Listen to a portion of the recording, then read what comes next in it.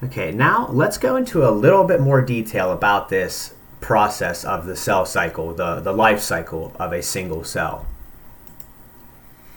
G1, the G actually stands for gap, and G1 stands for first gap phase. The S phase, the S stands for synthesis. Synthesis just means to make, and remember, in the S phase is where we're making new DNA from pre-existing DNA, so that new cell that's made has its own genetic material. You guessed it, G2, it just stands for second gap phase. Then you have mitosis.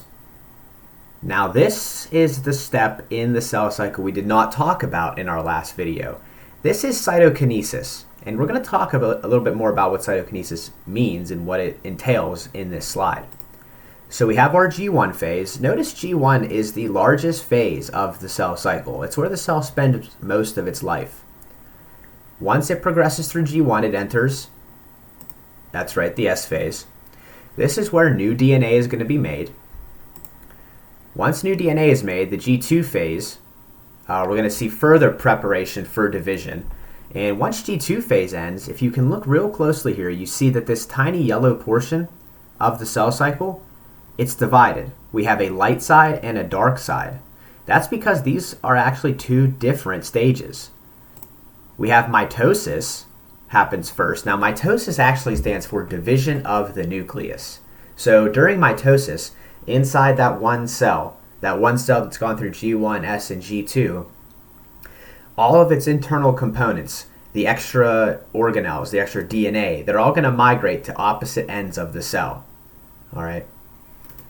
And then a process known as cytokinesis occurs. Cytokinesis is when the organelles inside the cell have migrated to different ends, and the cell starts to pinch off in the middle thanks to the cell membrane and the cytoplasm. And that cell pinches into two new cells. So mitosis we can define as division of the nucleus and internal components.